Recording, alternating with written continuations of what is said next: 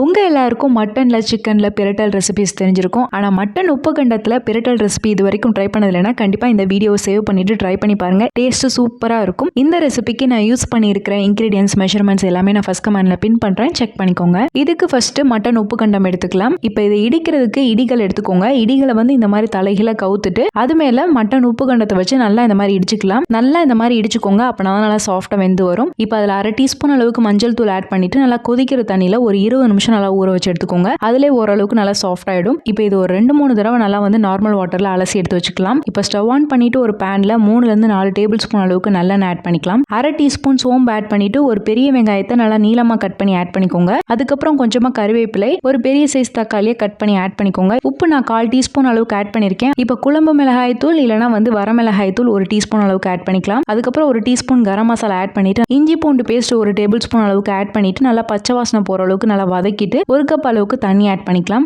மூடி போட்டு நல்லா கொதிக்க விடுங்க. கொதிச்சு வந்த பின்னாடி நம்ம உப்பு கண்டத்தை ஆட் பண்ணிக்கலாம். ஆட் பண்ணிட்டு 1/4 டீஸ்பூன் மிளகுத்தூள், 1/2 டீஸ்பூன் சீரகத்தூள், 1 டீஸ்பூன் மல்லித்தூள் ஆட் பண்ணிட்டு நல்லா மிக்ஸ் பண்ணிட்டு இதை திரும்ப மூடி போட்டு ஒரு 15 நிமிஷம் நல்லா வேக விடுங்க. நல்லா எண்ணெயெல்லாம் பிரிஞ்சு வந்த பின்னாடி 1-2 பச்சை மிளகாய் ஆட் பண்ணிக்கலாம். லாஸ்டா திரும்ப ஃப்ரெஷ்ஷா கருவேப்பிலை ஆட் பண்ணிட்டு நல்லா மிக்ஸ் பண்ணிட்டு இறக்கிட்டீங்கன்னா சூப்பரான மட்டன் உப்பு கண்டம் பிரட்டல் ரெசிபி வீட்லயே ரெடி ஆயிரும்.